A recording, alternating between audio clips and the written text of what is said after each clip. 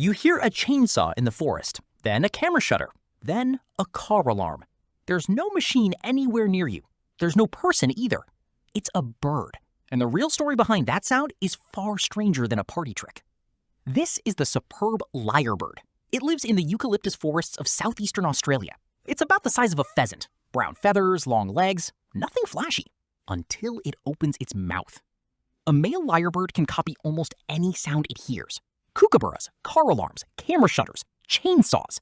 In 1969, a park ranger named Sidney Curtis recorded one in New England National Park doing exactly that, mimicking the sound of logging equipment down to the mechanical whine. The recording still circles the internet today. People assume it's fake. It isn't. But here's the part almost nobody talks about. The mimicry isn't random. It isn't just showing off. It's a hunting tool aimed at something you'd never expect, the female's trust. Researcher Anastasia Dalziel has spent years studying these birds at the University of Wollongong. She and her colleague Justin Welbergen documented something unsettling.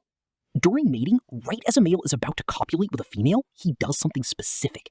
He mimics the sound of a mobbing flock. That's the alarm call birds make when predators like hawks or snakes are spotted nearby. Think about what that means. He's not warning her, he's faking a warning. Why would a bird lie to its own mate mid-courtship? Dalziel's team believes it functions as a kind of psychological restraint. The fake alarm call makes the female think danger is close, predators everywhere, nowhere safe to fly. So she stays. She doesn't leave mid-mating, which female lyrebirds are otherwise known to do. The male isn't singing to impress her anymore. He's singing to trap her attention using fear that isn't real. That's not performance. That's manipulation with sound as the weapon. And the mimicry doesn't stop at other birds. Lyrebirds have been recorded copying koalas in distress, whipbirds, curlwonks, even the click and whir of a camera. Their vocal organ, the syrinx, is unusually complex, more muscle control than almost any other songbird. That lets them layer pitch, rhythm, and timbre together, building a copy so precise that other birds respond to it as if it were real. Here's the twist that makes this even stranger. Scientists have found the mimicry isn't just accurate, it's context-aware. The same male will pull different sounds from his repertoire depending on the situation.